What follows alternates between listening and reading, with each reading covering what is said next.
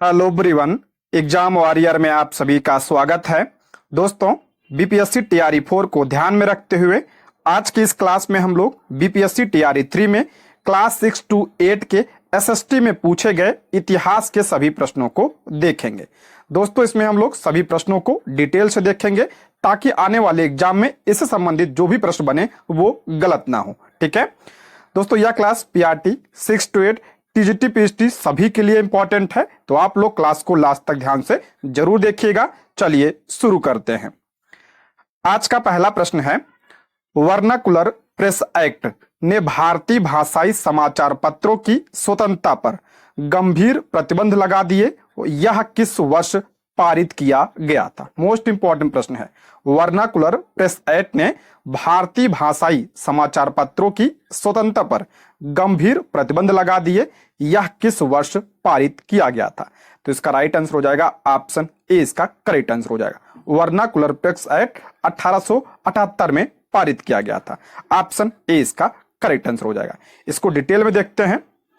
Vernacular press act को देसी press अधिनियम के नाम से भी जाना जाता है। इसे देसी प्रेस अधिनियम के नाम से भी जाना जाता है। वर्नाकुलर प्रेस एक्ट ब्रिटिश सरकार द्वारा 1878 में लागू किया गया एक दमनकारी कानून था, जिसे तत्कालीन गवर्नर जनरल लॉर्ड लिटन ने भारतीय प्रेस को नियंत्रित करने के लिए पारित किया था। यह कब आया था? तो 1878 में यह आया था। किसके द्वारा लाया गया था? तो लॉर्ड लिटन के द्वारा इसे लाया गया था। क्यों लाया गया था? तो भारतीय प्रेस को नियंत्रित करने के लिए इसे पारित किया गया था। इसका उद्देश्य क्या था? तो इसका उद्देश्य भारतीय भाषाओं में प्रकाशित समाचार पत्रों और पत्रिकाओं पर नियंत्रण रखना था, ताकि वे ब्रिटिश सरकार के खिलाफ कोई भी आलोचनात्मक लेख ना प्रकाशित कर सके। इसका उद्देश्य क्या था? तो भारतीय भाषाओं में प्रकाशित समाचार पत्रों और पत्रिकाओं पर नियंत्रण रखना इसका उद्देश्य था। इसे गैगिंग एक्ट के नाम से भी जाना जाता है। इंपॉर्टेंट है, बीपीएससी के द्वारा पूछा गया है।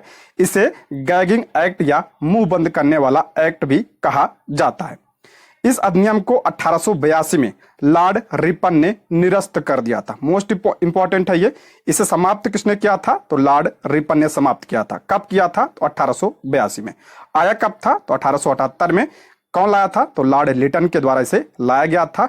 और समाप्त किसने किया था? तो लॉर्ड रिपन ने इसे समाप्त किया था। कब? 1882 में। ठीक है, सारे पॉइंट ध्यान रखिएगा, इंपॉर्टेंट है। कुछ और पॉइंट की बात करें। वर्नाकुलर प्रेस एक्ट से बचने के लिए अमृत बाजार पत्रिका नाम का एक समाचार पत्र, जो पहले बंगाली में प्रकाशित होता था, रातों रात अंग्रेजी में बदल गया। बहुत ज्यादा इंपॉर्टेंट है ये। वर्नाकुलर प्रेस एक्ट से बचने के लिए अमृत बाजार पत्रिका नाम का एक समाचार पत्र, जो पहले बंगाली में प्रकाशित होता था, ये रातों रात अंग्रेजी भाषा में बदल गया, ताकि ब्रिटिश सरकार के सेंसरशिप से बचा जा सके। इंपॉर्टेंट है, इसको ध्यान रखिएगा, ये पूछा जाता है।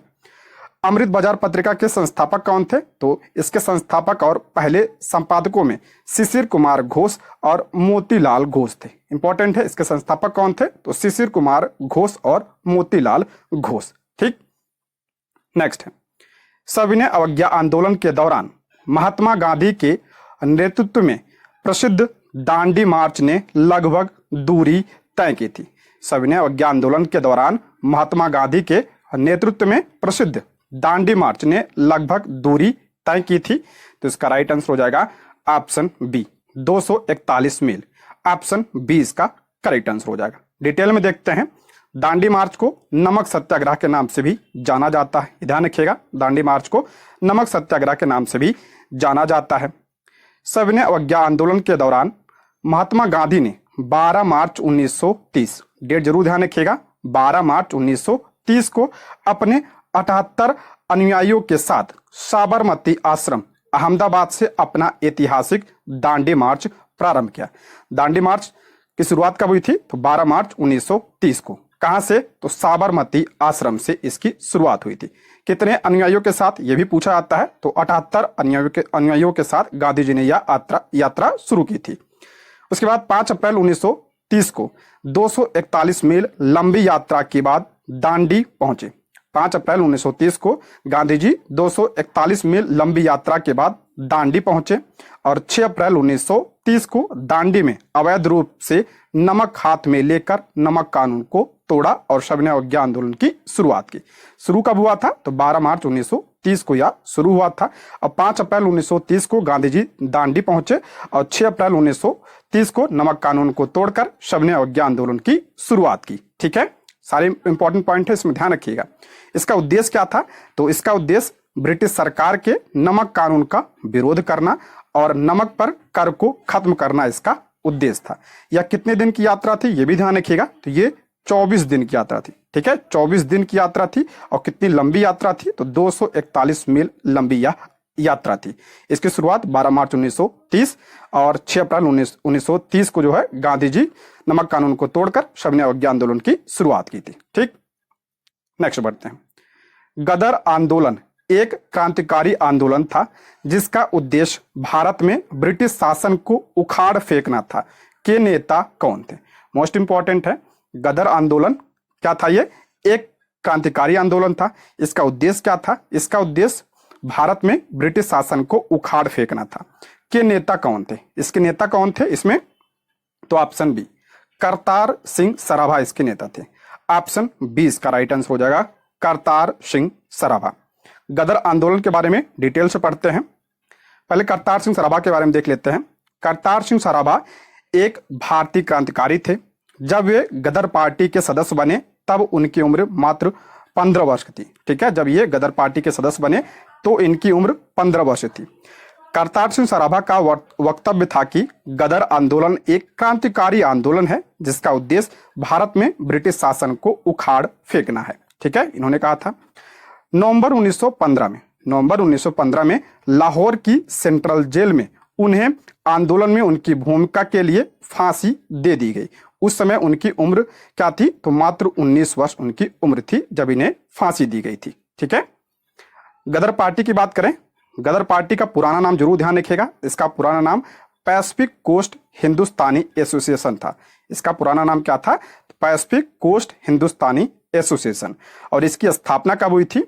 तो इसकी स्थापना 15 जुलाई 1913 को इसकी स्थापना हुई थी। कहां पे? तो संयुक्त राज्य अमेरिका में इसकी स्थापना हुई थी। इसका मुख्यालय कहां पे है? तो गदर पार्टी का मुख्यालय सैन फ्रांसिस्को में युगांतर आश्रम में इसका मुख्यालय था। इसका जो है मुख्यालय कहां पे था? तो सैन फ्रांसिस्को अमेरिका में इसका मुख्यालय था। लाला हरदयाल और सोहन सिंह भाखना इस पार्टी के सह संस्थापक थे। इंपॉर्टेंट पॉइंट है, इसकी स्थापना किसने की थी? तो लाला हरदयाल और सोहन सिंह भाखना ने इसकी स्थापना की थी। कब? 15 जुलाई 1913 को। गदर पार्टी के संस्थापक अध्यक्ष सोहन सिंह भाखना थे। मोस्ट इंपॉर्टेंट है, गदर पार्टी के संस्थापक अध्यक्ष कौन थे? तो सोहन सिंह भाखना या भाखना गदर पार्टी के क्या थे? संस्थापक अध्यक्ष थे। ठीक है, इस पार्टी के अन्य प्रमुख नेताओं की बात करें तो रामचंद्र बरकतुल्ला, रामदास पुरी, करतार सिंह सराभा, भाई परमानंद और भगवान सिंह आदि इसके क्या थे? प्रमुख नेता थे। इनके नाम भी आप लोग ध्यान रखिएगा। देखिए पूछा ना, करतार सिंह सराभा। ठीक है, ये गदर आंदोलन से संबंधित थे। इस पार्टी का उद्देश्य क्या था? तो इसका उद्देश्य भारत में ब्रिटिश शासन को उखाड़ फेंकना इसका उद्देश्य था। गदर पार्टी ने गदर नामक एक साप्ताहिक समाचार पत्र प्रकाशित किया। इंपॉर्टेंट है, इसका जो है साप्ताहिक समाचार पत्र क्या था? तो गदर। इसी के नाम पर जो है इसका नाम गदर पार्टी पड़ा। पहले इसका नाम क्या था? पैसिफिक कोस्ट हिंदुस्तानी एसोसिएशन। ठीक है, उसके बाद 1 नवंबर 1913, ये डेट जरूर ध्यान रखिएगा। 1 नवंबर 1913 को इस पत्रिका का यानी गदर पत्रिका का पहला अंक उर्दू में प्रकाशित हुआ। यह पूछा जाता है कि गदर पत्रिका का पहला अंक किस में प्रकाशित हुआ था? तो 1 नवंबर 1913 को पहला अंक इसका उर्दू में प्रकाशित हुआ था तथा आगे चलकर इसे अन्य भाषाओं में भी प्रकाशित किया गया था। ठीक है, मोस्ट इंपॉर्टेंट है, फिर से रिवीजन कर लेते हैं। स्थापना 15 जुलाई 1913 को। कहां पे? संयुक्त राज्य अमेरिका में। इसका मुख्यालय सैन फ्रांसिस्को में है। ठीक, मुख्यालय सैन फ्रांसिस्को में था। और पुराना नाम क्या था इसका? पैसिफिक कोस्ट हिंदुस्तानी एसोसिएशन इसका पुराना नाम था। स्थापना किसने किया था? लाला हरदयाल और सोहन सिंह भाखना ने। संस्थापक अध्यक्ष कौन थे? सोहन सिंह भाखना इसके संस्थापक अध्यक्ष थे। ठीक, रामचंद्र, बरुकतुल्ला, रामदासपुरी, करतार सिंह सराभा, भाई परमानंद, भगवान सिंह इसके प्रमुख नेता थे। इसका उद्देश्य भारत में ब्रिटिश शासन को उखाड़ फेंकना इसका उद्देश्य था। इसकी पत्रिका का नाम क्या था? गदर। इसका पहला अंक कब प्रकाशित हुआ था? तो 1 नवंबर 1913 को इसका पहला अंक प्रकाशित हुआ था।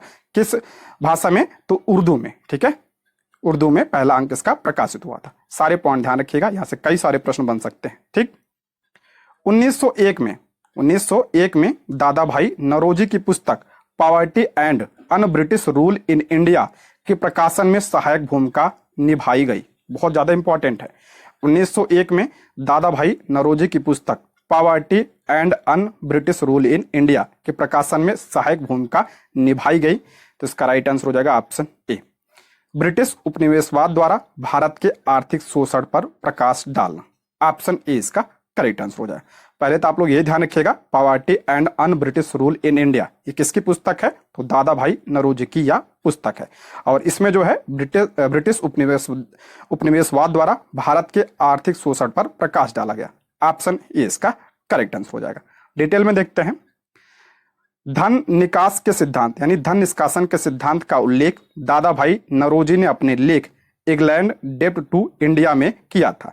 यह लेख 1867 को लंदन में आयोजित ईस्ट इंडिया एसोसिएशन की एक बैठक में प्रस्तुत किया था। ये इंपॉर्टेंट पॉइंट है, ध्यान रखिएगा। पूछा जाता है कि धन निष्कासन का सिद्धांत किसने दिया था? तो दादा भाई नौरोजी ने दिया था। कब दिया था? तो 1867 में।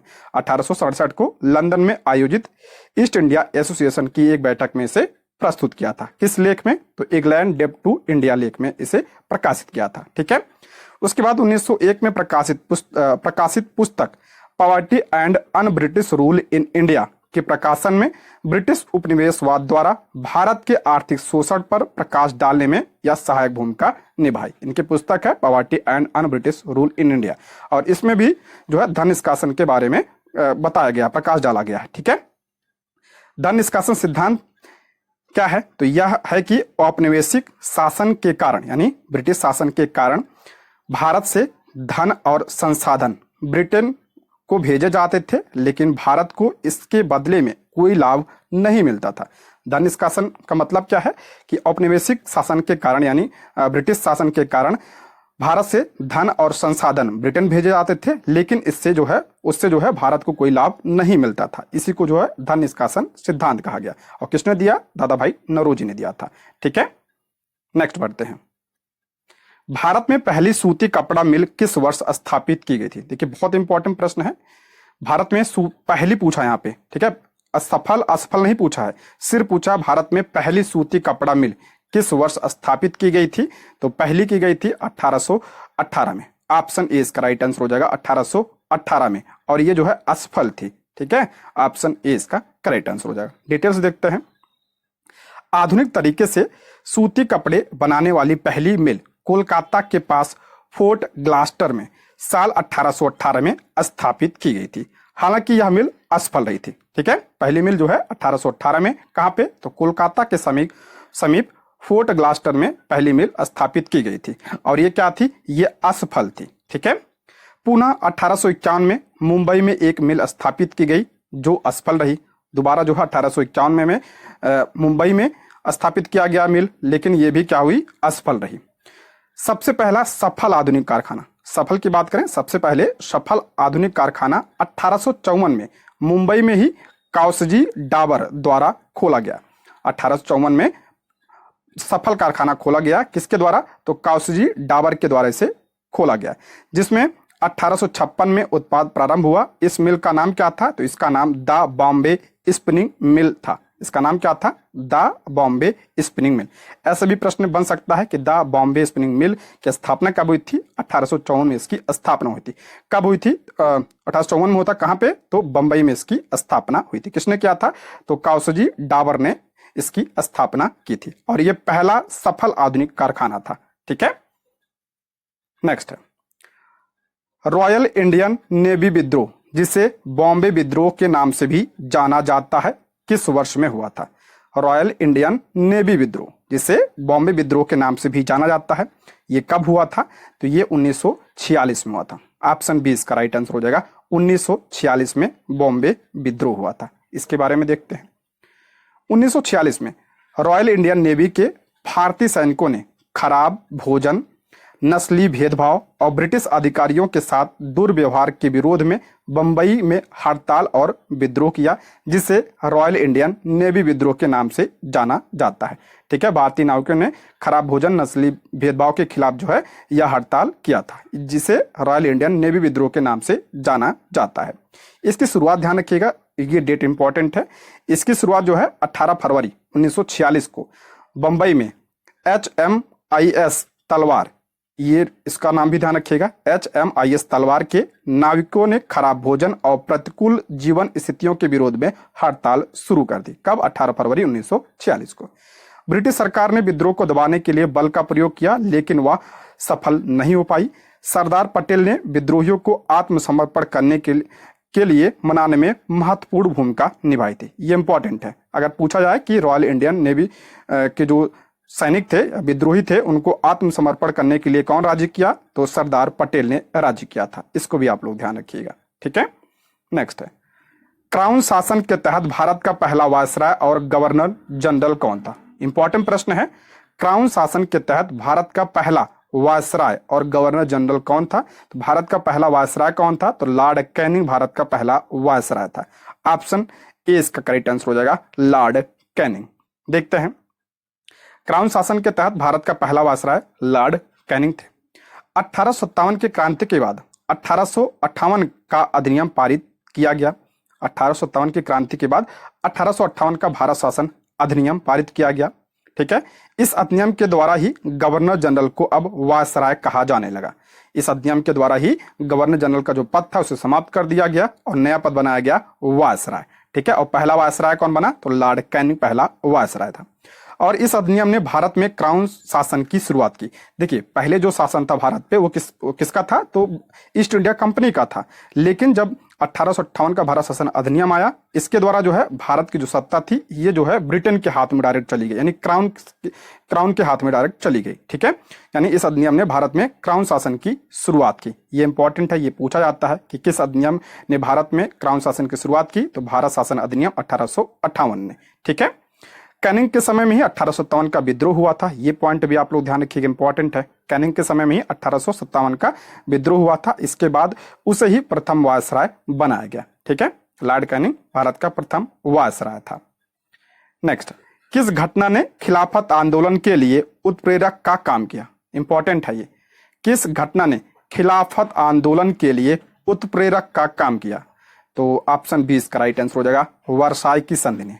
ऑप्शन 20 का राइट आंसर हो जाएगा, वर्साई की संधि।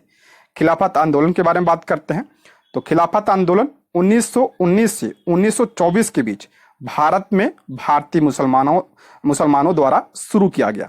1919 से 1924 के बीच भारत में भारतीय मुसलमानों द्वारा इसे शुरू किया गया। यह एक राजनीतिक धार्मिक आंदोलन था। इसका उद्देश्य क्या था? तो इसका उद्देश्य तुर्की के खलीफा के पद को बनाए रखने के लिए ब्रिटिश सरकार पर दबाव डालना इसका उद्देश्य था। इसका उद्देश्य तुर्की के खलीफा के पद को बनाए रखने के लिए ब्रिटिश सरकार पर दबाव डालना इसका उद्देश्य था।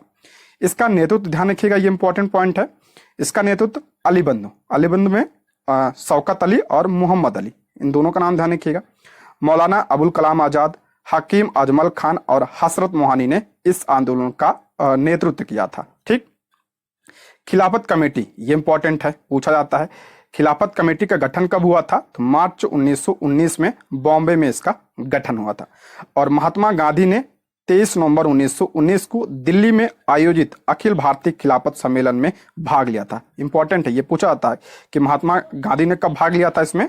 तो 23 नवंबर 1919 को दिल्ली में जो आयोजित हुआ था खिलाफत कमेटी इसका सम्मेलन, उसमें इन्होंने भाग लिया था। ये पॉइंट भी आप लोग ध्यान रखिएगा। ठीक, वर्साई की संधि, तो वर्साई की संधि ने खिलाफत आंदोलन को जन्म दिया, क्योंकि इस संधि के बाद ऑटोमन साम्राज्य के खलीफा को कमजोर कर दिया गया, जिससे भारतीय मुसलमानों में खलीफा की रक्षा के लिए आंदोलन शुरू हो गया। जो खलीफा होता है ये मुसलमानों में सर्वश्रेष्ठ माना जाता था। ठीक है, वर्साई की संधि की बात करें तो ये प्रथम विश्व युद्ध के बाद 28 जून 1919 को मित्र राष्ट्रों और जर्मनी के बीच वर्साई की संधि पर हस्ताक्षर किए गए थे। वर्साई की संधि कब हुआ था? तो 28 जून 1919 को हुआ था। किसके बीच? तो मित्र राष्ट्रों और जर्मनी के बीच यह संधि हुई थी। इस संधि के जरिए कई नए स्वतंत्र राष्ट्र बने और ऑटोमन साम्राज्य का विघटन हो गया। इस संधि के जरिए जो है कई स्वतंत्र राष्ट्र बने और जो ऑटोमन साम्राज्य था उसका विघटन हो गया। ठीक है, इसलिए जो है ये कारण था खिलाफत आंदोलन का। नेक्स्ट है, Tata iron and steel company यानी टिस्को की स्थापना किस वर्ष हुई जिससे यह भारत में पहली बड़े पैमाने पर स्टील उत्पादक बन गई? Tata iron and steel company यानी टिस्को की स्थापना किस वर्ष हुई थी? तो 1907 में इसकी स्थापना हुई थी। ऑप्शन बी, 1907 में इसकी स्थापना हुई थी। Tata iron and steel company यानी टिस्को की स्थापना जमशेद जी नुस्खान जी टाटा ने इसकी स्थापना की थी। 26 अगस्त 1907 को सर दोराबजी टाटा ने टिस्को को जमशेदपुर जो झारखंड में है स्थापित किया था। इसका मुख्यालय मुंबई महाराष्ट्र में है। यह भारत की एक प्रमुख इस्पात कंपनी है। टिस्को ने 1911 में पिग आयरन का उत्पादन शुरू किया और 1912 में जमशेद जी के टाटा समूह की एक शाखा के रूप में स्टील का उत्पादन शुरू किया। ठीक है, इसकी स्थापना 1907 में। नेक्स्ट है, एएसआई के पहले निदेशक कौन थे? एएसआई के पहले महानिदेशक कौन थे? तो ऑप्शन सी इसका राइट आंसर हो जाएगा, अलेक्जेंडर कनिंघम। ऑप्शन सी इसका राइट आंसर हो जाएगा। भारतीय पुरातत्व सर्वेक्षण यानी एएसआई के पहले निदेशक कौन थे? तो अलेक्जेंडर कनिंघम जो है इसके पहले महानिदेशक थे। और इसकी स्थापना कब हुई थी? तो 1861 में इसकी स्थापना हुई थी। इंपॉर्टेंट है, 1861 में इसकी स्थापना हुई थी। और इसका कार्य क्या है? तो इसका कार्य पुरातात्विक अनुसंधान और सांस्कृतिक स्मारकों को संरक्षण और रखरखाव करना इसका क्या है? कार्य है। नेक्स्ट है, 1904 में रिवोल्यूशनरी सोसाइटी की स्थापना किसने की जिसका उद्देश्य ब्रिटिश शासन के विरुद्ध सशस्त्र क्रांति करना था? बहुत इंपॉर्टेंट है। 1904 में रिवोल्यूशनरी सोसाइटी की स्थापना किसने की जिसका उद्देश्य ब्रिटिश शासन के विरुद्ध सशस्त्र क्रांति करना था? तो ऑप्शन ए इसका राइट आंसर हो जाएगा, विनायक दामोदर सावरकर। ऑप्शन ए इसका करेक्ट आंसर हो जाएगा। इन्होंने किसकी स्थापना की थी? तो अभिनव भारत सोसाइटी की स्थापना की थी 1904 में, जो कि एक क्रांतिकारी संस्था थी। ऑप्शन ए इसका राइट आंसर हो जाएगा। अभिनव भारत सोसाइटी की स्थापना विनायक दामोदर सावरकर और उनके भाई गणेश ने 1904 में नासिक में की थी। इसकी स्थापना 1904 नासिक में हुआ था। इसका पहला नाम क्या था? तो मित्र मेला जो है, मित्र मेला इसका नाम था। और मित्र मेला की स्थापना कब हुई थी? तो 1899 में इसकी स्थापना हुई थी। बाद में इसका नाम जो है अभिनव भारत सोसाइटी रख दिया गया। ठीक है, संगठन का नाम मेजनी के राजनीतिक आंदोलन यंग इटली से लिया गया था। यह जो है मेजनी के राजनीतिक आंदोलन यंग इटली से लिया गया था। इसका नाम भी जो है यंग इंडिया सोसाइटी है। ठीक है, विनायक दामोदर सावरकर द्वारा लिखी गई पुस्तक ध्यान रखिएगा, the Indian war of independence. बहुत ज्यादा इंपॉर्टेंट है, कई बार पूछा गया है। Hindu Rashtra Darshan, inside enemy camp, 6 glorious epic of Indian history. ये जो है विनायक दामोदर सावरकर की प्रमुख पुस्तकें हैं। ये पॉइंट भी आप लोग ध्यान रखिएगा। ठीक है, इन्होंने अभिनव भारत सोसाइटी की स्थापना की थी 1904 में नासिक में। पहले इसका नाम मित्र मेला था और मित्र मेला की स्थापना कब हुई थी? तो 1899 में इसकी स्थापना हुई थी। नेक्स्ट है, औपनिवेशिक काल के दौरान रेलवे का भारतीय उद्योगों पर क्या प्रभाव पड़ा? मोस्ट इंपॉर्टेंट है, रेलवे से संबंधित प्रश्न पूछा जाता है। औपनिवेशिक काल के दौरान रेलवे का, ध्यान से पढ़िएगा प्रश्न को, इसमें पूछा भारतीय उद्योगों पर क्या प्रभाव पड़ा। भारतीय उद्योग पर क्या प्रभाव पड़ा था? तो भारतीय उद्योग पर नकारात्मक प्रभाव पड़ा था। तो इसका राइट आंसर हो जाएगा ऑप्शन ए, आयात को बढ़ावा देकर औद्योगिक विकास में बाधा डाली। ऑप्शन ए इसका करेक्ट आंसर हो जाएगा। आयात को बढ़ावा मिला और इससे जो है भारतीय उद्योग हो उसमें बाधा डाली गई। ऑप्शन ए इसका करेक्ट आंसर हो जाएगा। औपनिवेशिक काल में रेलवे विकास से भारतीय उद्योगों पर नकारात्मक असर पड़ा। इससे विऔद्योगिकरण की स्थिति पैदा हुई।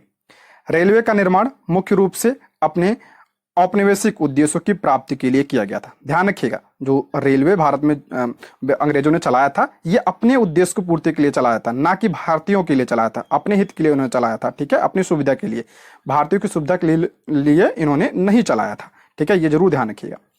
रेलवे से जुड़े सभी कल पुर्जों का आयात पश्चिम से किया जाता था। रेलवे से जुड़े जो सामान होते थे उसको जो है पश्चिम के देश से लाया जाता था, भारत में उसका निर्माण नहीं किया जाता था। ठीक है, रेलवे के निर्माण से कच्चे माल का निर्यात और तैयार माल का आयात बढ़ा। रेलवे से क्या हुआ, जो भारत का कच्चा माल था ये जो है विदेश में भेजा गया और वहां से जो तैयार माल था वो जो है भारत में आया। इससे जो है भारतीय जो उद्योग थे उन वो समाप्त हो गए धीरे धीरे।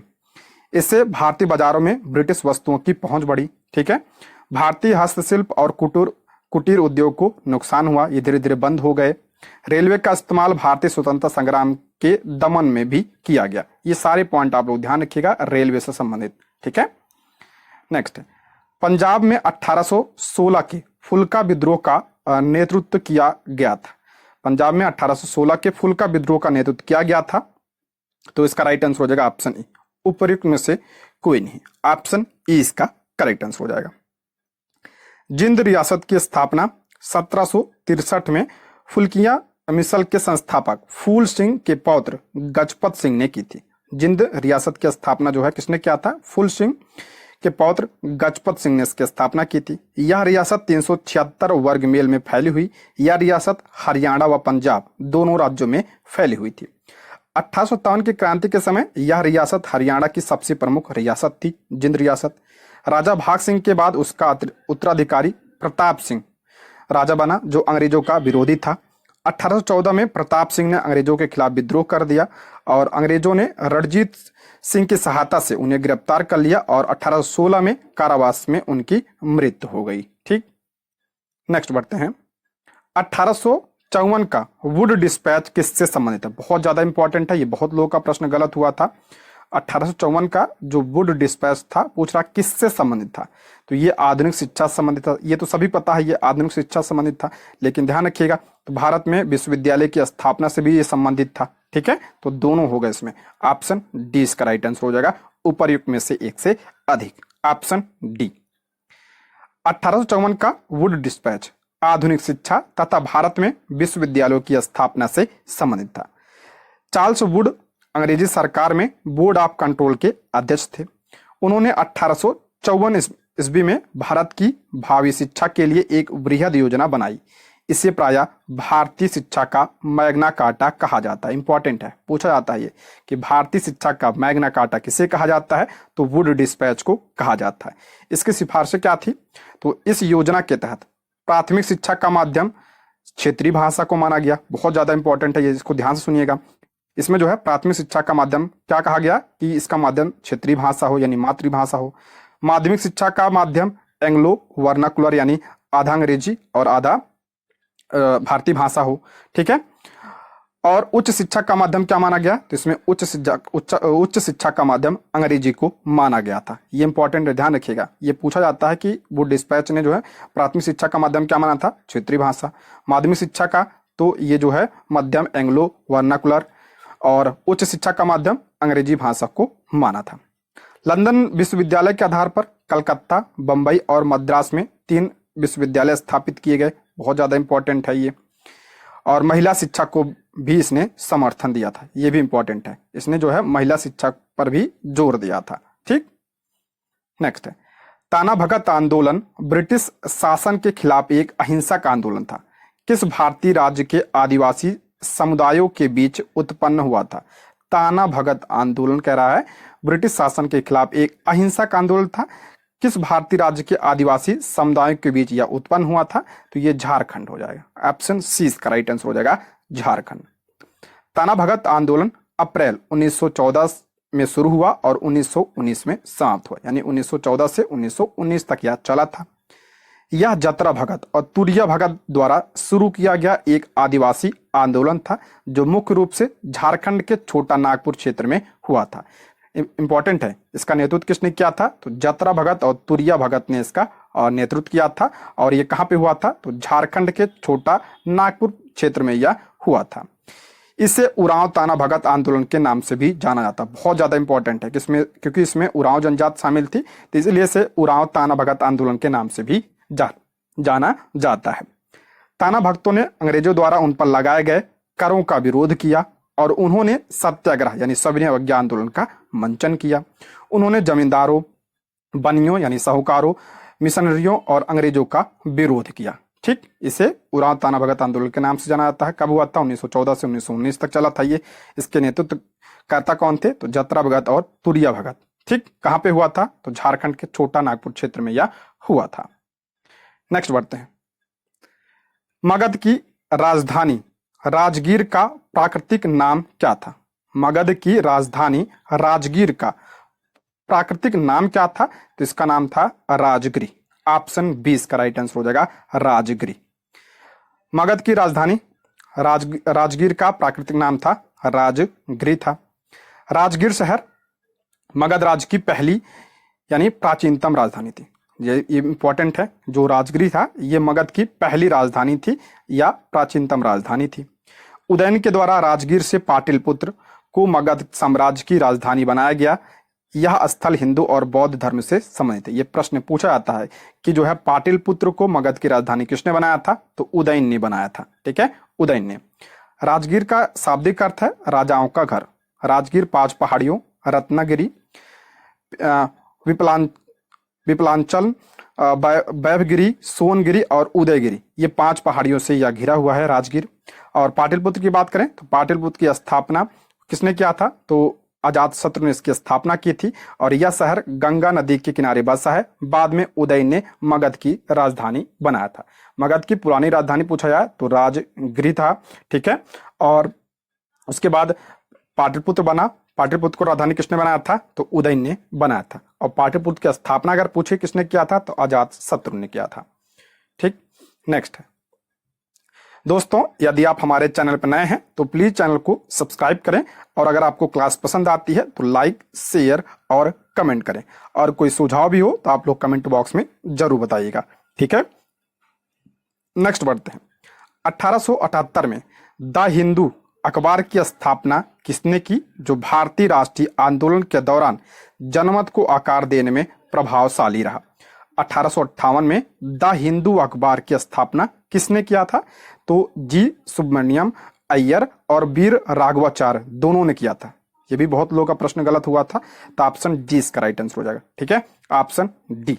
और द हिंदू इसकी स्थापना कब हुई थी? 1878 में। द हिंदू अखबार की स्थापना जी सुब्रमण्यम अय्यर और एम बी राघवाचार्य सहित अन्य साथियों ने मिलकर किया था। कब किया था? तो 1878 में। इसीलिए आपका डी सही होगा। संस्थापकों में शामिल प्रमुख नाम ध्यान रखिएगा। जी सुब्रमण्यम अय्यर इसके मुख्य संपादक थे। M B Raghavacharya, T Rangacharya, P Ramaiah Naidu और डी किशन स्वामी अय्यर भी इसमें शामिल थे। ठीक, नेक्स्ट है 1916 के लखनऊ सत्र के दौरान भारतीय राष्ट्रीय कांग्रेस के अध्यक्ष कौन थे? जहां कांग्रेस लीग समझौता पर हस्ताक्षर किए गए थे। बहुत ज्यादा इंपॉर्टेंट प्रश्न, यहां से कई सारे प्रश्न बनेंगे। 1916 में जो लखनऊ सत्र हुआ था, पूछ रहा उसकी अध्यक्षता किसने किया था? जहां कांग्रेस लीग समझौता हुआ था, तो इसकी अध्यक्षता किया था अंबिका चरण मजूमदार ने। ऑप्शन 20 का राइट आंसर हो जाएगा अंबिका चरण मजूमदार। 1916 में लखनऊ सत्र के दौरान भारतीय राष्ट्रीय कांग्रेस के अध्यक्ष कौन थे? अंबिका चरण मजूमदार थे। ठीक, इस अधिवेशन में गरम दल यानी जो अतिवादी थे उनका कांग्रेस में पुनः प्रवेश हुआ। गरम दल और नरम दल जो 1907 के सूरत अधिवेशन में अलग हो गए थे और इस अधिवेशन में क्या हुए? दोनों एक साथ आ गए। ये पूछा जाता है कि नरम दल और गरम दल एक साथ कब आए पुनः? तो 1916 के लखनऊ अधिवेशन में।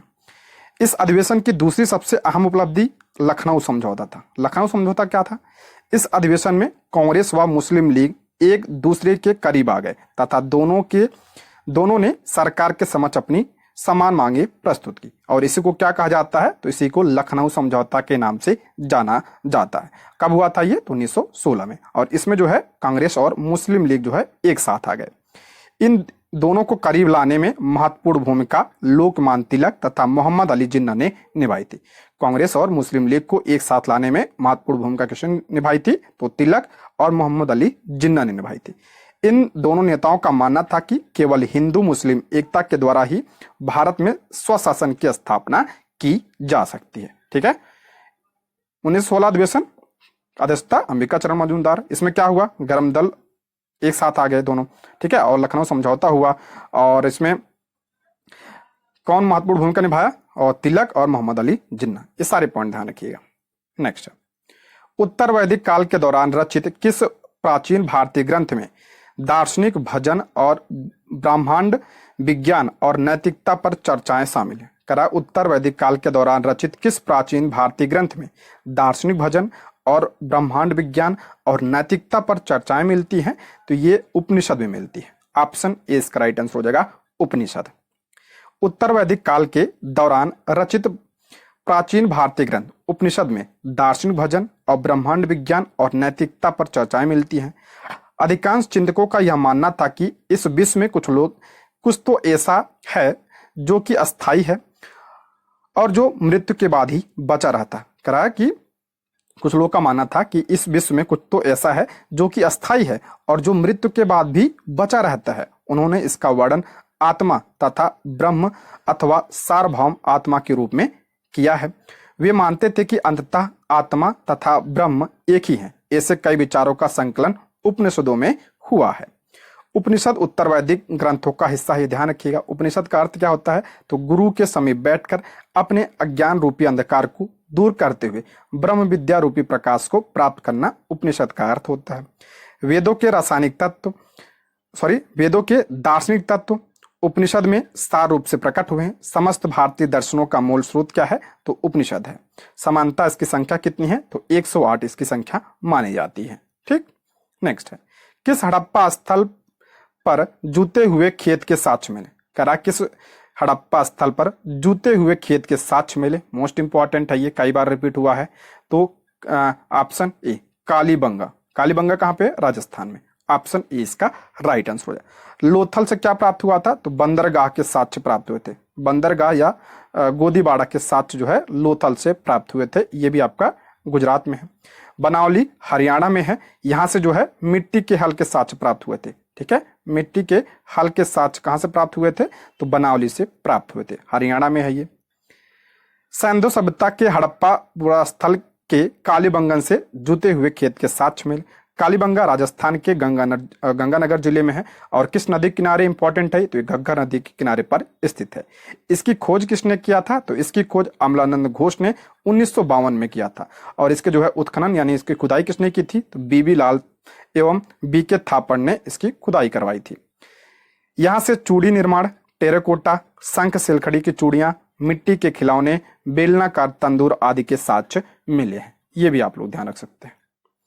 नेक्स्ट है, 1940 के दशक के दौरान बंगाल में तेभागा आंदोलन की मांग। देखिए 1940 के दशक के दौरान बंगाल में तेभागा आंदोलन की मांग पूछा है। देखिए इसको बीपीएससी ने इसका आंसर सी माना है। फसल का 1/3 हिस्सा बटाईदारों को दिया जाएगा। ऑप्शन ई, लेकिन वैसे होना चाहिए इनमें से कोई नहीं, क्योंकि 1/3 नहीं 2/3 होना चाहिए था। लेकिन बीपीएससी ने फिर भी इसका आंसर सी माना है। फसल का 2/3 हिस्सा होना चाहिए था, बटाईदारों को दिया जाएगा, ये मांग थी। लेकिन जब बीपीएससी ने सी माना है तो इसको हम सी मान के चल सकते हैं। ऑप्शन सी इसका करेक्ट आंसर हो जाएगा। बंगाल में तेभागा आंदोलन ये आपका 1946-47 के बीच में हुआ था। तेभागा का अर्थ होता है फसल का तीसरा हिस्सा। इसका अर्थ होता है फसल का तीसरा हिस्सा। तेभागा आंदोलन की वास्तविक मांग क्या थी? तो बटाईदार यानी किसान फसल का 2/3 हिस्सा अपने पास रखें, जबकि जमींदार या बिचौलियों को केवल 1/3 मिले। देखिए इसमें कहा गया है कि इनकी मांग क्या थी कि जो है 2/3 हिस्सा किसान अपने पास रखे और जो 1/3 हिस्सा है वो जमींदार के पास जाए, ठीक, कार्य के रूप में। यह आंदोलन उत्तर बंगाल में शुरू हुआ और पूर्वी बंगाल के दिनाजपुर और रंगपुर जिलों तथा पश्चिम बंगाल के जलपाईगुड़ी और मालदा तक फैला गया था। ध्यान रखिएगा ये कहाँ पे हुआ था? तो बंगाल वगैरह में हुआ था। और तेभागा आंदोलन 1946-47 के बीच हुआ था। इसका अर्थ होता है तीसरा भाग। और इसमें जो है बटाईदारों को 2/3 यानी 2/3 हिस्सा और जमींदार को 1/3 हिस्सा मिले, ये बात कही गई थी। नेक्स्ट है, प्रथम विश्व युद्ध के दौरान किस ब्रिटिश नीति का उद्देश्य भारत में असहमति को दबाना और नागरिक स्वतंत्रता को कम करना था? करा प्रथम विश्व युद्ध के दौरान किस ब्रिटिश नीति का उद्देश्य भारत में असहमति को दबाना और नागरिक स्वतंत्रता को कम करना था? तो इसका राइट आंसर हो जाएगा option C, Rowlatt Act. Option C इसका करेक्ट आंसर हो जाएगा। इंपॉर्टेंट है ये। रॉलेट एक्ट कब आया था? 1919 में आया था। देखते हैं इसके बारे में। 1919 में प्रस्तावित रॉलेट एक्ट का उद्देश्य भारत में क्रांतिकारियों के प्रभाव को समाप्त करना था। वह प्रथम विश्व युद्ध के दौरान ब्रिटिश नीति का उद्देश्य भारत में असहमति को दबाना और नागरिक स्वतंत्रता को कम करना इस एक्ट की मूल भावना थी। ब्रिटिश सरकार ने 1917 में सर सिडनी रॉलेट की अध्यक्षता में एक कमेटी नियुक्त किया, जिसका उद्देश्य यह जांच करना था कि भारत में किस स्तर तक क्रांतिकारी आंदोलन संबंधी षड्यंत्र फैले हुए, और इन्हीं की सिफारिश पर जो है 1919 में रॉलेट एक्ट आया था। इस एक्ट को यानी रॉलेट एक्ट को बिना वकील, बिना अपील, बिना दलील का कानून भी कहा जाता है, और गांधी जी ने इसे काला कानून भी कहा था। ये भी ध्यान रखिएगा, इसे गांधी जी ने काले कानून की संज्ञा दी थी, और इसे बिना वकील, बिना अपील तथा बिना दलील का कानून भी कहा गया। 13 अप्रैल 1919 को जालियांवाला बाग में हुई गोलीबारी में कई लोग मारे गए, जो रॉलेट एक्ट के विरोध के दौरान हुई थी। मोस्ट इंपॉर्टेंट है, इसी के विरोध में यानी रॉलेट एक्ट के विरोध में ही जालियांवाला बाग में लोग इकट्ठा हुए थे, जहाँ पे क्या हुआ था, गोलीबारी हुई थी और कई लोग मारे गए थे। और जालियांवाला बाग हत्याकांड कब हुआ था? 13 अप्रैल 1919 को हुआ था। पूछा गया था किस दिन हुआ था, तो वैसाखी के दिन हुआ था। ये पॉइंट भी आप लोग ध्यान रखिएगा, ठीक है। नेक्स्ट है, गुप्त वाकाटक युग में तार्किक तर्क हो गया। यहाँ पे तार्किक तर्क और बहस पर ध्यान केंद्रित करते हुए भारतीय दर्शन के किस महत्वपूर्ण स्कूल का विकास हुआ? गुप्त वाकाटक युग में तार्किक तर्क और बहस पर ध्यान केंद्रित करते हुए भारतीय दर्शन के किस महत्वपूर्ण स्कूल का विकास हुआ? तो मीमांसा का विकास हुआ। ऑप्शन 20 का राइट आंसर हो जाएगा मीमांसा। जिस समय उत्तर भारत में गुप्त वंश अपने चरमोत्कर्ष स्थिति को प्राप्त करने में लगा हुआ था, उसी समय दक्कन की राजनीति में एक प्रबल शक्ति के रूप में वाकाटक वंश का उदय हुआ। जिस समय उत्तर भारत में गुप्त वंश था और उसी समय जो है दक्कन में कौन सा वंश था? तो वाकाटक वंश था। गुप्तों तथा वाकाटकों की सम्मिलित शक्ति के कारण ही शकु का विनाश संभव हो पाया। इन दोनों ने मिलकर शकु को जो है इनका विनाश किया, इनको समाप्त किया। गुप्त वाकाटक युग में तार्किक तर्क और बहस पर ध्यान केंद्रित होने के फलस्वरूप मीमांसा भारतीय दर्शन के महत्वपूर्ण स्कूल का विकास हुआ। मीमांसा का अर्थ तर्क और व्याख्या की कला को विभिन्न वैदिक अनुष्ठानों को जायज सिद्ध करने के लिए तर्क व बहस का इस्तेमाल करता है। भारतीय दर्शन की बात करें तो भारतीय दर्शन में मुख्य रूप से 6 आस्तिक यानी सत्य को मानने वाले और 3 नास्तिक यानी सत्य को ना मानने वाले दर्शन है। आस्तिक दर्शन में कौन कौन आते हैं? तो सांख्य दर्शन, योग दर्शन, न्याय दर्शन, वैशेषिक, मीमांसा और वेदांत। बहुत ज्यादा इंपॉर्टेंट है ये। इसके जो है प्रतिपादक कौन थे? तो सांख्य दर्शन के कपिल थे, योग दर्शन के पतंजलि, न्याय दर्शन के महर्षि गौतम, वैशेषिक के महर्षि कणाद, मीमांसा के कौन थे? महर्षि जैमिनी, और वेदांत जिसे क्या कहा जाता है? जिसे उत्तर मीमांसा कहा जाता है, ठीक है, उत्तर मीमांसा। इसके जो है प्रतिपादक कौन थे? तो बादरायण इसके प्रतिपादक थे। नास्तिक दर्शन की बात करें तो चारवाक दर्शन, इसके प्रतिपादक बृहस्पति, बौद्ध दर्शन, इसके प्रतिपादक बुद्ध, जैन दर्शन, इसके प्रतिपादक कौन थे? ऋषभदेव। और ऋषभदेव क्या थे? ये जैन धर्म के पहले तीर्थंकर थे। ये पॉइंट भी आप लोग ध्यान रख सकते हैं, ठीक है। नेक्स्ट बढ़ते हैं, मूला, मकस्त और बोलन क्या है? मूला, मकस्त और बोलन क्या है? तो ये जो है पर्वतीय दर्रे। ऑप्शन 20 का राइट आंसर हो जाएगा पर्वतीय दर्रे। अफगानिस्तान के दर्रे हैं। मूला दर्रा पाकिस्तान के बलूचिस्तान प्रांत में स्थित यह दर्रा अफगानिस्तान से जुड़ता है।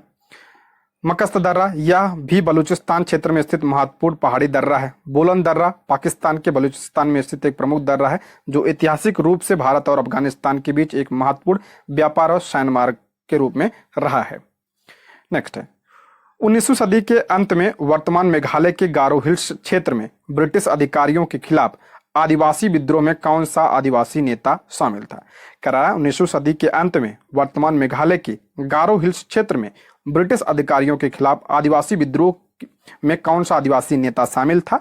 तो ऑप्शन हो जाएगा ई, इसका करेक्ट आंसर हो जाएगा इनमें से कोई नहीं। ऑप्शन ई इसका करेक्ट आंसर हो जाएगा।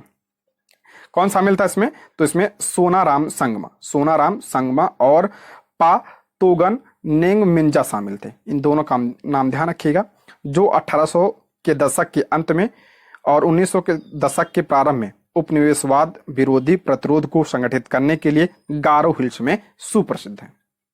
नेक्स्ट है, मंगोल साम्राज्य के संदर्भ में यम क्या था? मंगोल साम्राज्य के संदर्भ में यम क्या था? तो यम जो है कुरियर प्रणाली था। ऑप्शन 20 का राइट आंसर हो जाएगा कुरियर प्रणाली। मंगोल साम्राज्य के संदर्भ में यह एक कुरियर प्रणाली था जिसे हरकारी पद्धति, इसे ही हरकारी पद्धति या याम पद्धति भी कहते थे। मंगोल शासक चंगेज खान की मृत्यु के उपरांत इस पद्धति में और सुधार लाया गया। इस पद्धति की गति तथा विश्वसनीयता यात्रियों को आश्चर्य में डाल देती। एक प्रकार की क्या थी, ये कुरियर प्रणाली थी। नेक्स्ट है, किस घटना से राष्ट्र संघ के प्रभाव और अधिकार में गिरावट हुई। देखिए इसमें जो है विश्व इतिहास से प्रश्न पूछा जाता है, प्राचीन से भी पूछा जाता है, सबसे प्रश्न आता है इसमें, तो ये सभी जो है आपके लिए इंपॉर्टेंट है। कहा किस घटना से राष्ट्र संघ के प्रभाव और अधिकार में गिरावट की शुरुआत हुई, तो हो जाएगा एबिसिनिया पर इतालवी आक्रमण, करेक्ट है। द्वितीय विश्व युद्ध का प्रकोप, ये भी सही है। जापान द्वारा मंचूरिया पर आक्रमण, ये भी करेक्ट है। तो ऑप्शन डी इसका राइट आंसर हो जाएगा, ऑप्शन डी। राष्ट्र संघ के प्रभाव और अधिकार में गिरावट की शुरुआत द्वितीय विश्व युद्ध के प्रभाव से हुआ। एबिसिनिया पर इतालवी आक्रमण तथा जापान द्वारा मंचूरिया पर आक्रमण को न रोक पाना था। द्वितीय विश्व युद्ध की शुरुआत से पता चल गया था कि राष्ट्र संघ भविष्य में युद्ध न होने देने के अपने प्राथमिक उद्देश्य में क्या रहा, ये असफल रहा था। यह संघ आक्रामक देशों को कमजोर देशों पर आक्रमण करने से नहीं रोक सका। राष्ट्र संघ की सबसे बड़ी कमजोर कड़ी यह था कि राष्ट्र संघ को विश्व के शक्तिशाली राष्ट्रों का समर्थन नहीं मिला था। राष्ट्र संघ की बात करें तो इसकी स्थापना प्रथम विश्व युद्ध के बाद हुई थी। स्थापना कब हुई थी, 10 जनवरी 1920 को पेरिस शांति सम्मेलन द्वारा की गई थी, जिससे प्रथम विश्व युद्ध को समाप्त किया गया था। इसकी स्थापना, राष्ट्र संघ की स्थापना कब हुई थी, तो 10 जनवरी 1920 को प्रथम विश्व युद्ध के बाद जो है इसकी स्थापना हुई थी। ठीक है, नेक्स्ट है, 7वीं शताब्दी ईसा पूर्व के दौरान भारत का कौन शासक था जो बौद्ध धर्म के संरक्षण और सांस्कृतिक गतिविधियों के समर्थन के लिए जाना जाता था। देखिए प्रश्न में देखिए इंग्लिश वाले पोर्शन में यहाँ पे ईस्वी दिया है, यानी सीई दिया है, लेकिन जो हिंदी में दिया है यहाँ पे ईसा पूर्व दिया है, लेकिन इंग्लिश वाला करेक्ट माना जाएगा, यहाँ पे ईस्वी होना चाहिए था। ठीक है, तो इसी के अकॉर्डिंग जो है बीपीएससी ने आंसर बी माना है, ऑप्शन बी इसका राइट आंसर। इंग्लिश वाला हमेशा सही माना जाता है, इंग्लिश में ईस्वी दिया है लेकिन इसमें जो है ईसा पूर्व दिया है, तो ऑप्शन बी इसका करेक्ट आंसर है। इसलिए बहुत लोगों का ये प्रश्न गलत भी हो गया था। 7वीं शताब्दी ईस्वी के दौरान भारत के शासक हर्ष का शासनकाल क्या था, तो 606 से 647 ईस्वी हो गए यहाँ पे। ठीक है, को बौद्ध धर्म के संरक्षण और सांस्कृतिक गतिविधियों के विकास में महत्वपूर्ण योगदान के लिए जाना जाता है। हर्ष ने सहिष्णु धार्मिक नीति का पालन किया व अपने प्रारंभिक जीवन में शैव हुए। पहले क्या थे, ये शैव धर्म के अनुयायी थे। धीरे धीरे वे बौद्ध धर्म के महान संरक्षक बन गए। एक निष्ठावान बौद्ध के रूप में उन्होंने महायान के सिद्धांतों को व्यापक रूप से प्रचारित करने के लिए कन्नौज में एक भव्य सभा आयोजित की थी। ये पॉइंट भी ध्यान रखिएगा। इस प्रश्न में वही मैंने बताया, अंग्रेजी वर्जन में ईस्वी अंकित है जबकि हिंदी में ईसा पूर्व अंकित है, तो इसलिए आप जो है इसका राइट आंसर हो जाएगा ऑप्शन बी इसका करेक्ट आंसर हो जाएगा। नेक्स्ट है, ऑस्ट्रेलिया के किस नीति के कारण आदिवासी बच्चों को उनके परिवारों से व्यवस्थित रूप से निकाला गया। करा ऑस्ट्रेलिया के किस नीति के कारण आदिवासी बच्चों को उनके परिवारों से व्यवस्थित रूप में निकाला गया, तो इसका हो जाएगा आत्मसात की नीति, ऑप्शन ए आत्मसात की नीति। ऑस्ट्रेलिया में यह नीति 20वीं सदी के मध्य में लागू की गई थी। इसके तहत आदिवासी बच्चों को जबरन उनके परिवारों से अलग कर स्वायत्त परिवारों या संस्थाओं में रखा जाता था। इसके तहत जो आदिवासी बच्चे थे उनको जबरन उनके परिवारों से अलग कर उन्हें स्वायत्त परिवारों या संस्थाओं के बीच में रखा जाता था। क्यों ऐसा, इसका उद्देश्य क्या था, इसका उद्देश्य कि आदिवासी बच्चे अपनी संस्कृति और परंपराएं भूलकर मुख्य धारा की स्वायत्त ऑस्ट्रेलियाई समाज में घुल मिल जाएं, इसलिए उन्हें अपने परिवार से अलग कर दिया जाता था। नेक्स्ट है, राष्ट्र संघ की स्थापना किस संधि के परिणाम स्वरूप हुई। राष्ट्र संघ की स्थापना किस संधि के परिणाम स्वरूप, तो इसका राइट आंसर हो जाएगा वर्साय की संधि, ऑप्शन सी इसका राइट आंसर हो जाएगा वर्साय की संधि। राष्ट्र संघ एक अंतरराष्ट्रीय संगठन था जिसकी स्थापना प्रथम विश्व युद्ध के बाद विश्व में शांति और सहयोग बनाए रखने के लिए किया गया था। इसकी स्थापना जो है कब की गई थी, तो यह संगठन 28 जून 1919 को वर्साय की संधि के माध्यम से स्थापित किया गया था। कब, 10 जनवरी 1920 से ये आधिकारिक रूप में कार्य करना शुरू किया गया था। इंपॉर्टेंट है ये। नेक्स्ट बढ़ते हैं, वर्साय की संधि क्या थी, तो यह प्रथम विश्व युद्ध 1914 से 1918 तक चला था के बाद युद्ध समाप्त करने और विजयी शक्तियों यानी मित्र राष्ट्र द्वारा जर्मनी पर लगाए गए प्रतिबंधों को तय करने के लिए बनाई गई थी। इंपॉर्टेंट है ये। यह संधि जर्मनी और मित्र राष्ट्रों के बीच 28 जून 1919 को फ्रांस के वर्साय महल में हस्ताक्षरित हुई थी। कब हुआ था ये? तो 28 जून 1919 को। कहां पे? तो फ्रांस के वर्साय महल में यह हस्ताक्षरित हुई थी। इस संधि में 440 अनुच्छेद थे, जिसमें एक अनुच्छेद राष्ट्रसंघ की स्थापना से संबंधित था। इसका उद्देश्य यानी राष्ट्रसंघ का उद्देश्य क्या था? तो इसका उद्देश्य विश्व में शांति बनाए रखना और भविष्य के युद्धों को रोकना क्या था? इसका उद्देश्य था। लेकिन यह बाद में क्या हुआ? असफल भी रहा था और द्वितीय विश्व युद्ध के बाद जो है संयुक्त राष्ट्र संघ की स्थापना हुई थी। नेक्स्ट है, किस असीरियन राजा ने अपनी राजधानी नीनवे में एक पुस्तकालय एकत्रित किया था? करा किस असीरियन राजा ने अपनी राजधानी नीनवे में एक पुस्तकालय एकत्रित किया था? तो इसका राइट आंसर हो जाएगा ऑप्शन सी। इसका राइट आंसर हो जाएगा ऑप्शन सी। इसका करेक्ट आंसर हो जाएगा अशुरबनिपाल ने। ऑप्शन सी इसका करेक्ट आंसर हो जाएगा। असीरियन राजा अशुरबनिपाल, जो इसका कार्यकाल ध्यान रखिएगा 668 से 627 ईसा पूर्व, ने अपनी राजधानी नीनवे में एक पुस्तकालय की स्थापना की थी। इस पुस्तकालय में इतिहास, महाकाव्य, शकुन साहित्य, ज्योतिष विद्या, स्मृतियों और कविताओं की पट्टिकाओं को इकट्ठा करने का बहुत प्रयत्न किया और उसमें सफल भी रहा। उसने लिपकों को दक्षिण में पुरानी पट्टिकाओं का पता लगाने के लिए भेजा था। अशुरबनिपाल असीरियन साम्राज्य का अंतिम महान राजा था, जिसने 668 से 627 ईसा पूर्व तक शासन किया। उसने अपने शासनकाल के दौरान सैन्य विजय के साथ साथ ज्ञान और साहित्य के संरक्षण में भी महत्वपूर्ण योगदान दिया। नेक्स्ट, 1776 में थॉमस पेन द्वारा किस प्रभावशाली पैम्पलेट के प्रकाशन ने अमेरिकी उपनिवेशवादियों के बीच स्वतंत्रता के लिए समर्थन जुटाने में मदद की? इंपॉर्टेंट है। 1776 में थॉमस पेन द्वारा किस प्रभावशाली पैम्पलेट के प्रकाशन ने अमेरिकी उपनिवेशवादियों के बीच स्वतंत्रता के लिए समर्थन जुटाने में मदद की? तो कॉमन सेंस, जिसे हिंदी में दिया गया था सामान्य ज्ञान, कॉमन सेंस था। ऑप्शन सी इसका राइट आंसर हो जाएगा। 1776 में थॉमस पेन द्वारा प्रकाशित कॉमन सेंस यानी सामान्य ज्ञान नामक प्रभावशाली पैम्पलेट ने अमेरिकी उपनिवेशवादियों के बीच स्वतंत्रता के लिए समर्थन जुटाने में महत्वपूर्ण भूमिका निभाई थी। यह पैम्पलेट 10 जनवरी 1776 को प्रकाशित हुआ और इसे आम जनता तक सरल भाषा में स्वतंत्रता के विचार को फैलाने के लिए लिखा गया था।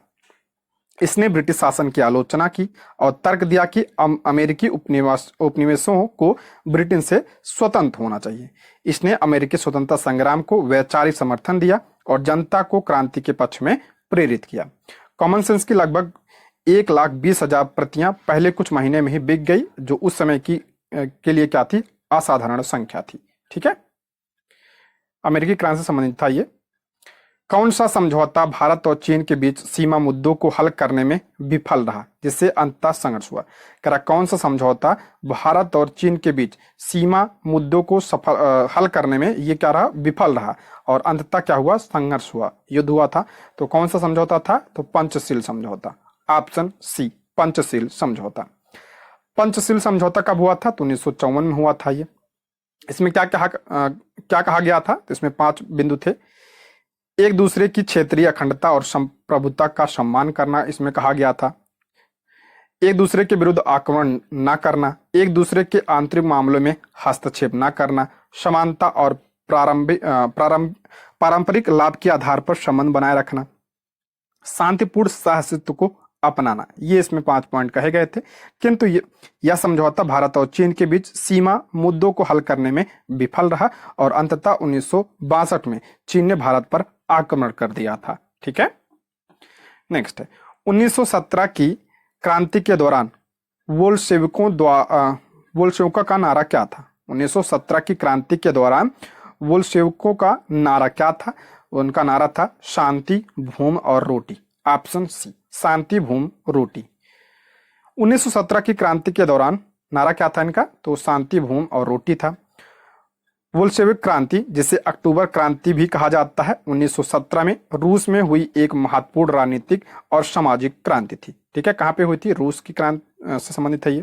यह क्रांति बोल्शेविक पार्टी के नेतृत्व में हुई थी, जिसके प्रमुख कौन थे? तो इसके नेता थे व्लादिमीर लेनिन। इसके नेता कौन थे? तो लेनिन इसके प्रमुख नेता थे।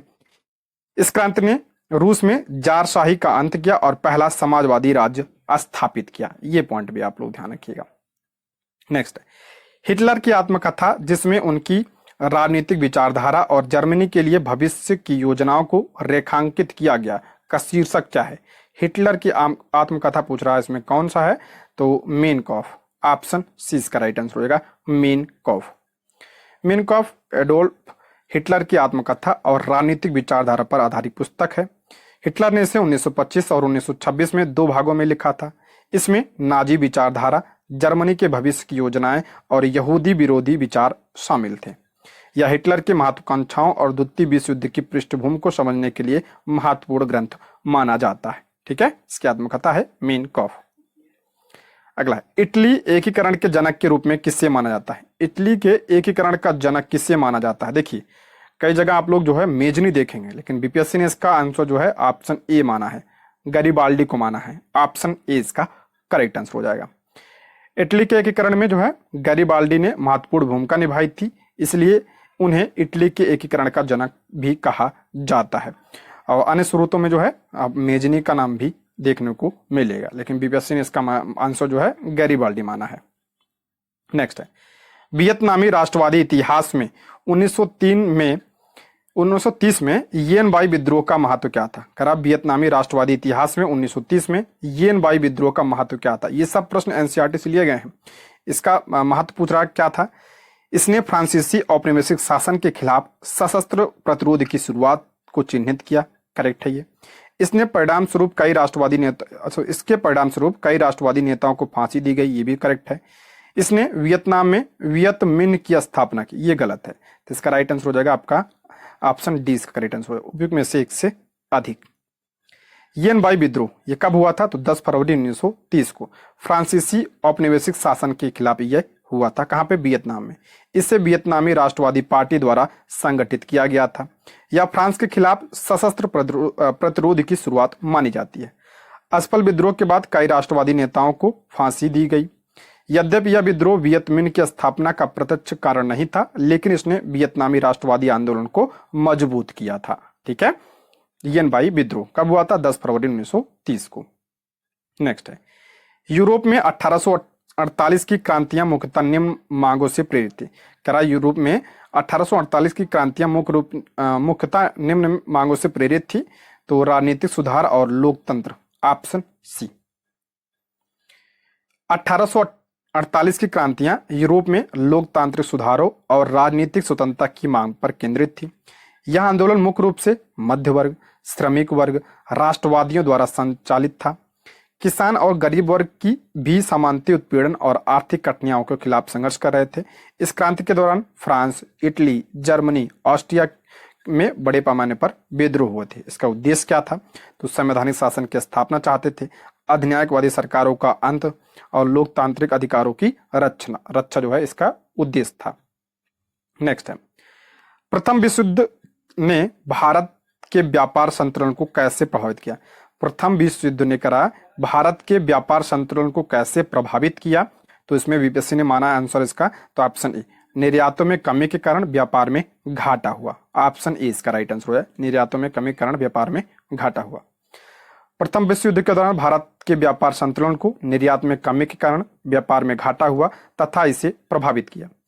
प्रथम विश्व युद्ध ने एक नई आर्थिक और राजनीतिक स्थिति पैदा कर दी थी। इसके कारण क्या हुआ? इसके कारण रक्षा व्यय में भारी इजाफा हुआ। इसके कारण जो है रक्षा व्यय में भारी इजाफा हुआ।